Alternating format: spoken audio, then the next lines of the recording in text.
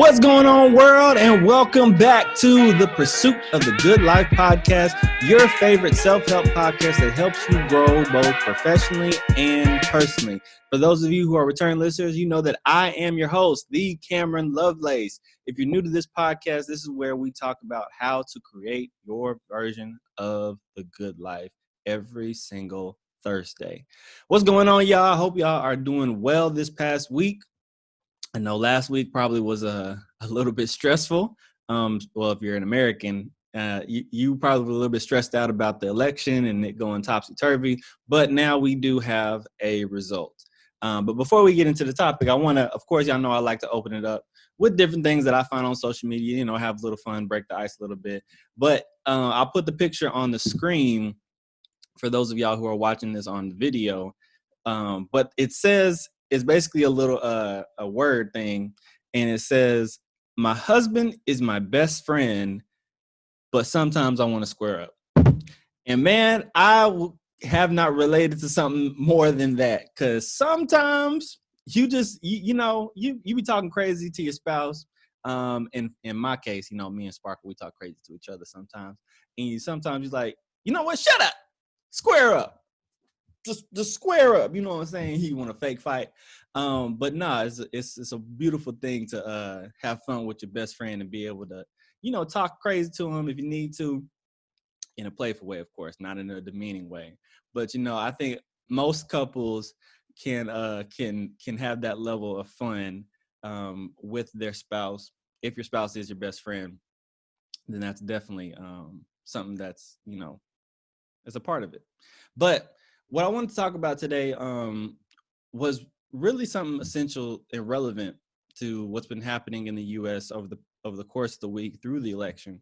But so if you've been living under a rock, then you know that Joe Biden and Vice President Kamala Harris will be our new president and vice president for the next 4 years. But I want to specifically highlight Kamala Harris because she is the first female, the first person of color to ever hold the vice president's seat.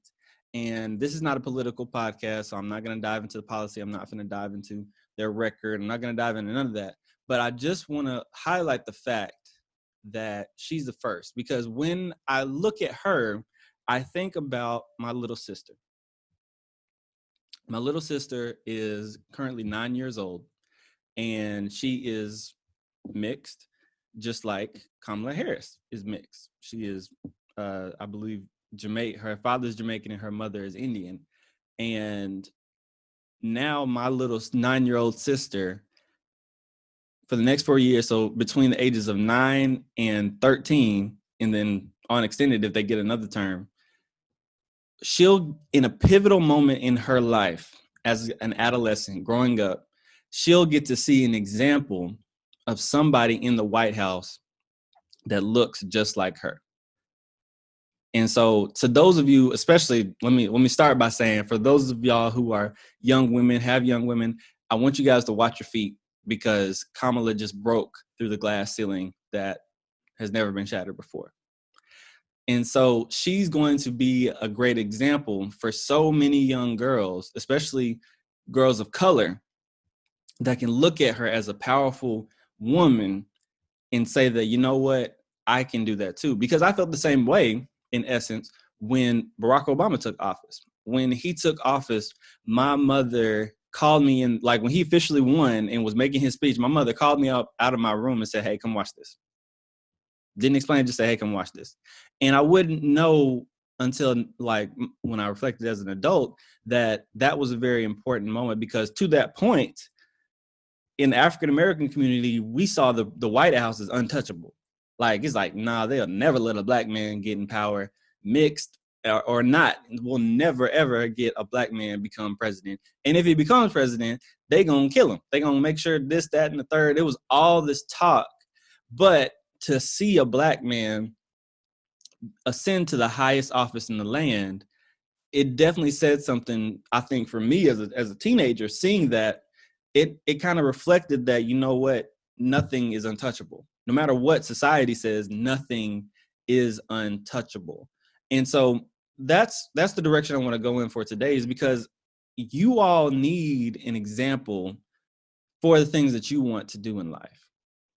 It's very pivotal when you have an example of what you are trying to see and seeing that, one, it can be done, but number two, there's somebody that looks like you, comes from where you come from, that has done it, that has been successful, right?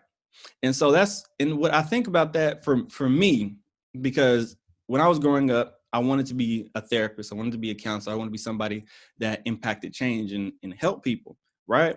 But I didn't have anybody really that I was really connected to that was a counselor until I met two guys in my church, who's Larry and Terrell. They were two Black men that were therapists, that were counselors, that had been through the path that I was trying to go through. And so I can only imagine if I, an African-American male, which is a double minority in the counseling field, had never came across that.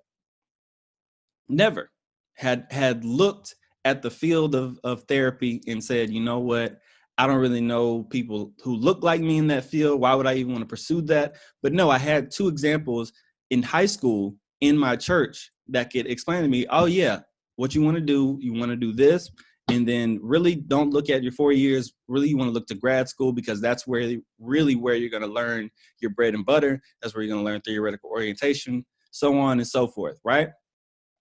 But I can only imagine that starting from scratch, and you who are listening to this, you who are watching this, are you starting from scratch with the good life that you're trying to build? Are you starting from scratch? Do you have anybody that's connected to you, or that you can look after, not even somebody that you're connected to, that can show you the path that you need to go to make things happen? Because it's so important for morale, for self-efficacy, to really believe in yourself, because you can say, oh, well, he done it. Think about it. Majority of kids from, inner city, low economic areas that are, I'm going to speak to the Black community, that are Black, they primarily look at the people that look like them on the TV. And who is that? That's athletes and entertainers. It's just facts, because in their community, everyone else is living paycheck to paycheck, working hard, maybe to go to a factory, maybe to work as a secretary, maybe to do this, maybe to do that, to do a smaller paying job, but they want to live a good life. They want to live financially. They want a happy family. So they think that the way to do that is to play ball.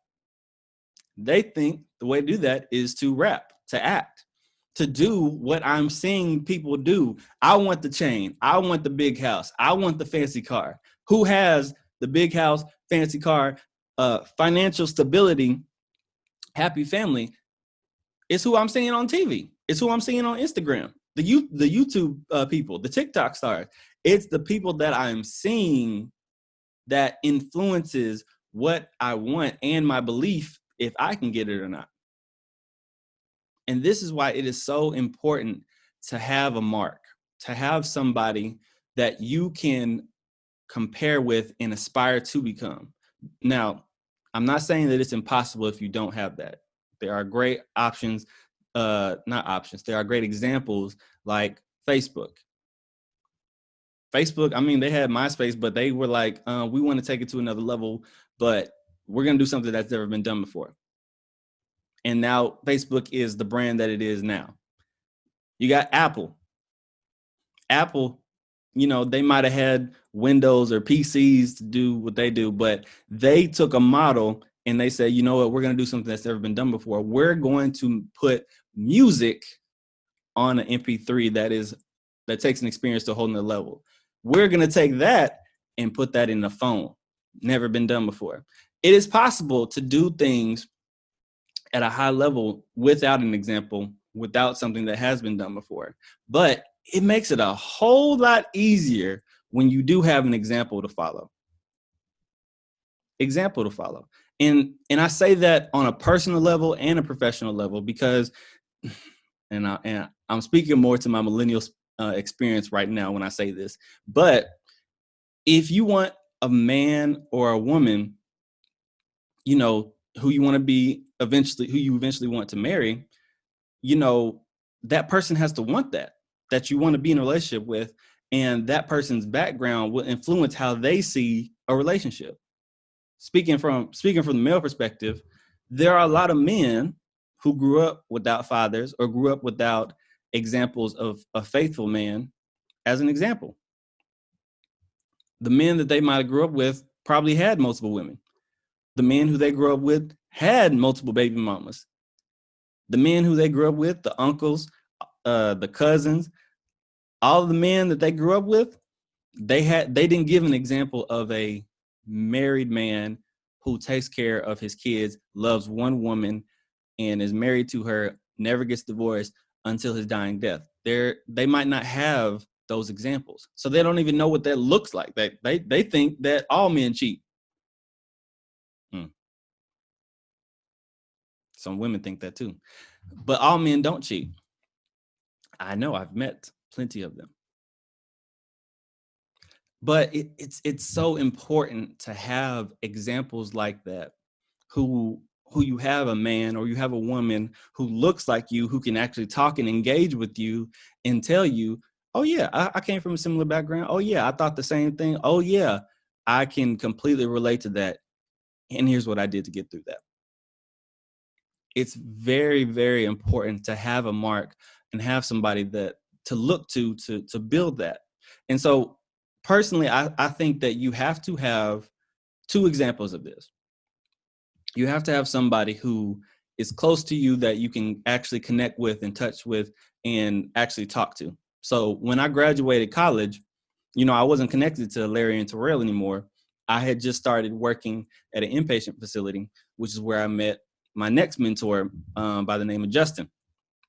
And Justin was already a licensed therapist that had used to work at the facility that I used to work at. He's went through programs that I'm aspiring to get into. And he was an African-American male who understood the importance of a young African-American male that wanted to be a therapist. So he took me under his wing and he put me on game early, connected with me, showed me love, was like, hey man, you need anything, let me know. Here's my number. Just text me whatever questions you got. And I took advantage of that. And me and him still have a great relationship to this day because he helped me past that point when I left that facility, when I was in grad school, and even now.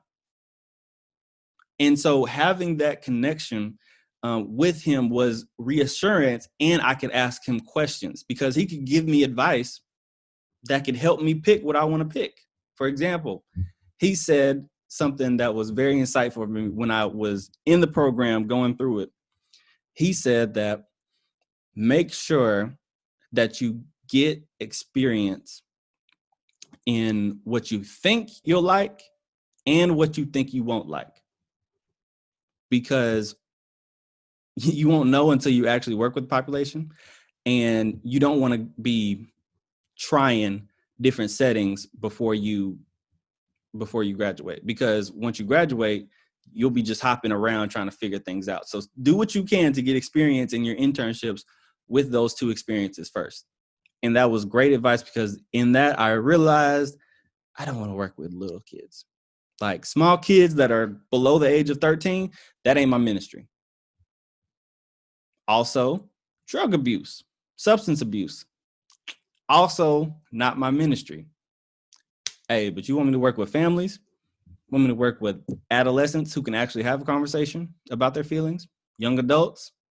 Oh yeah, that's my bread and butter right there. But I probably would have been, trying this, or I would have been applying to this location. I would have been applying to that location. But because I had somebody who had been through the process, who I was personally connected with, he was able to tell me what to do. And so for some of y'all, that's what you guys need to go to that next step in your life and to the next step in your careers. You need somebody who you can trust, maybe who looks like you, preferably somebody who looks like you and understands a little bit about your cultural background.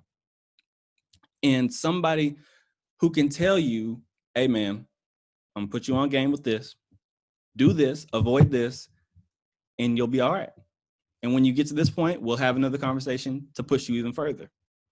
It's so important for your personal morale to have that person in your corner that you can personally touch, that you can personally convene with. Now, the next example is somebody that's out of reach, that you can't touch. So the people that are like on the national level, top influencer level, that you are aspiring to become, or aspiring to be like, not necessarily to become, but to aspiring to have a version that is like that. And I want you to look at that through the lens of personally and professionally. So yeah, not just somebody who has the big house, not just somebody that has the big cars, not just somebody who is, has a whole bunch of money, because that person can have all that, but have a horrible personal life. A horrible personal life. So I want you to look at both in terms of, what is it that I aspire to become? What is it that I aspire to have in my personal and professional life? Is that you want to own multiple 100 real estate properties that has a cash flow of $50,000 a month?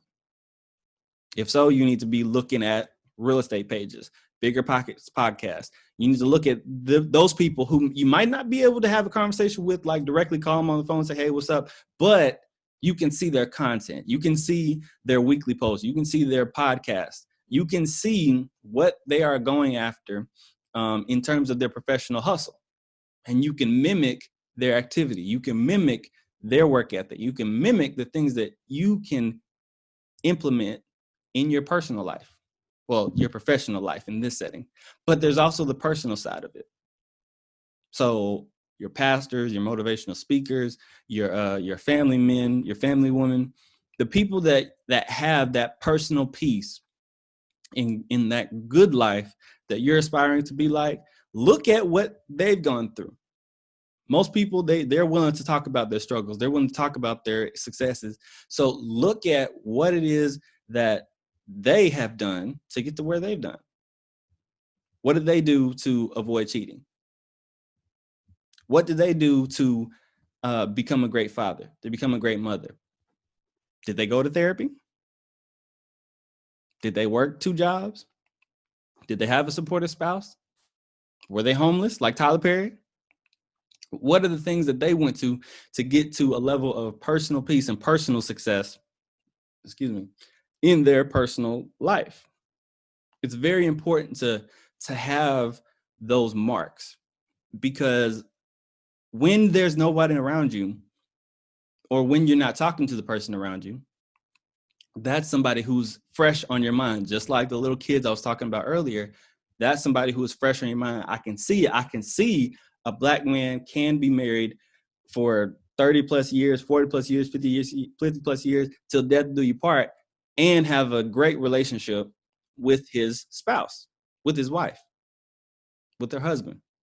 I can see it, because I'm looking at it on the gram, I'm looking at it on YouTube, I'm consuming their content, I'm going to their conferences, going to their seminars. I can personally see somebody that looks like me that has what I want.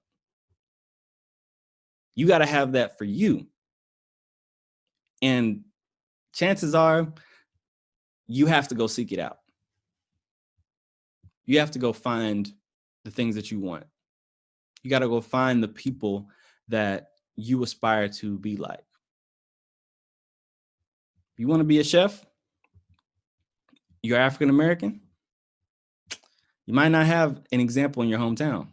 You might need to go on Instagram, and start looking up people like Chef D. Arthur, like Darius Cooks. Might want to look at those people and see what they've done. Done it. Shameless plug. I did an interview with Chef D. Arthur earlier. Go check out that episode.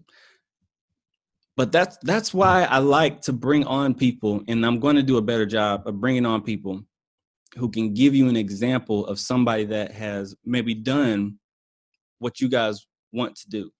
So personally, I want you guys to, on whatever platform you're listening to this on, whether it's YouTube or Facebook, I want you guys to comment and tell me what exactly do you guys want to see? What type of people do you want to hear from and see what their personal experience is? I've got some people that I'm going to reach out to, that I'm going to bring on, but I personally want to hear from you, the listeners, you, the people consuming this content, who are trying to create your version of the good life. Who are the type of people that you want to hear from, and see what their personal experience is that you can model, that you can do to chase your version of the good life? Because we don't always have it growing up. Me personally, I was blessed to have a great example in my parents and my uncle. My mom, even though she came from out the gutter of Jackson, Mississippi, she has a PhD. And I was able to grow up seeing her work for that, work hard for it, take the online classes. She went away for, I think, a semester or 2 semesters. She was gone from the house. She had to go to University of Kentucky for a semester to take classes in person. The rest of it, she came home and took her online classes. But I saw her grind. I saw her start in a preschool. Well, not a preschool, elementary school. I saw her start at Arkansas State University. I saw her grind. I saw her get her PhD. I saw her leave Arkansas State University and go into rehab. I saw her become a vice president. I saw her. So that was a great example. I saw my father not only be a great physical therapist, but also start a business that at its height was multi-millions. I saw that. I saw my uncle still seeing. Now, these people are still doing these things, by the way. I'm seeing my uncle start his own business in massage therapy. I'm seeing him work with Arkansas State Sports. I'm seeing him work with athletes all over the country. I'm seeing that you can do that. But what happens when the people around you don't? When they didn't have people in their life that jumped, that took the leap of faith, that have been example, that have been successful. What happens when you're connected to those people? Well, they start to doubt you. They start putting fear and impossibility on your dream. Sometimes that person can be your spouse. Sometimes the people who are the closest to you, their doubts, their fears can start to creep into yours. And the thing is, you got to understand, they're just not they don't see what you've seen. They're not aiming for the things that you are aiming for. Now am I saying cut them off? Not necessarily. But I am saying you have to limit what it is that you're picturing with them, what you're visioning with them. The conversation that you're having might need to change a little bit. If you're hanging around guys, I'm talking to my guys right now. If you're hanging around guys who have never been faithful, who have cheated in every single one of their relationships, but you want to be married one day, happily married one day, chances are you don't need to talk to them about relationships. Talk to them about sports. Talk to them about the hustle. Talk to them about other things. But relationship, that's not the person you need to talk to. You need to talk to somebody who has been married for a couple of years. Somebody who has been faithfully married for a couple of years, for 10 years, for 15 years, for 20 years. You got to find these people. Because if you keep hanging around the people that don't believe that, then that will affect your viewpoint of it. You'll think, you know what, maybe I'm just crazy. Maybe you're right, dog. It's just me. You start doubting yourself. If you hang around, your girls who have never wanted to pursue a profession, an advanced degree, a graduate degree, start a business, get their own bag instead of depending on a man, they're going to be looking at you crazy. For you wanting to be an independent woman. For you wanting to be vice president of the United States. or vice president of a company or CEO of a company. They're going to be looking at you crazy. So it's important to limit these conversations with the people that don't have the same vision as you. Those fears, those doubts, they'll start saying that, man, that's too hard. You working too hard.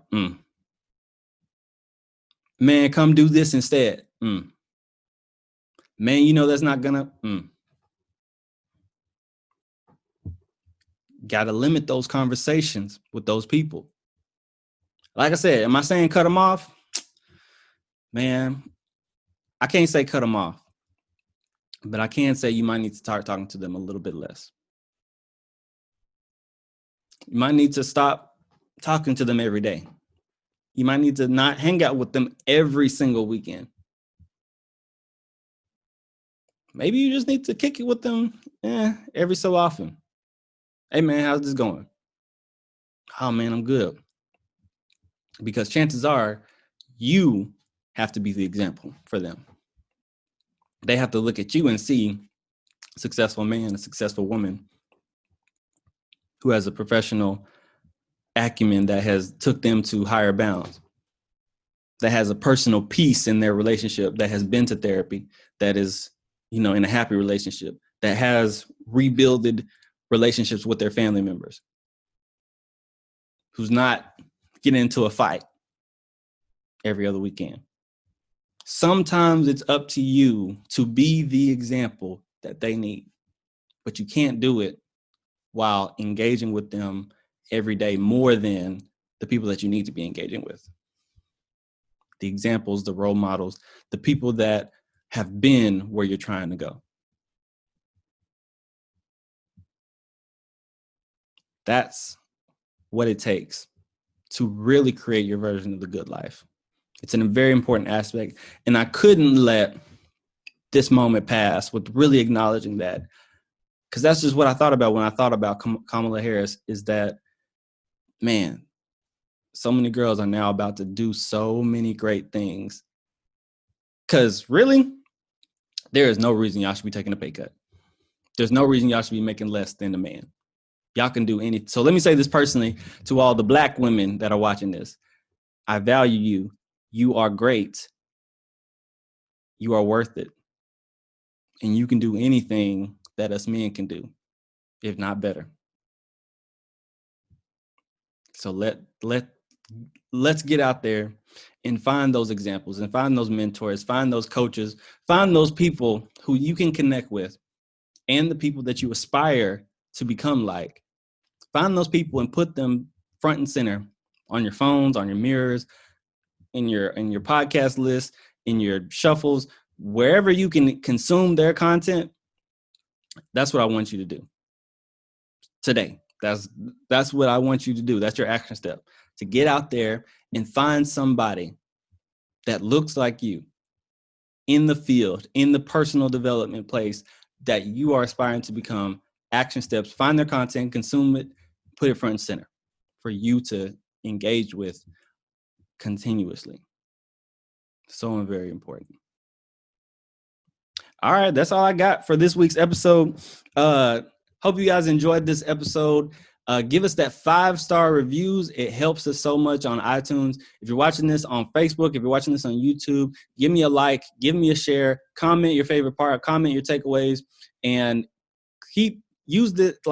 tell me what it is that you really are looking for as far as guests, because I will reach out. I'm going to do what I can to bring on as many guests as I can to add value to the Pursuit of the Good Life podcast and help you take your personal and professional life to the next level. All right.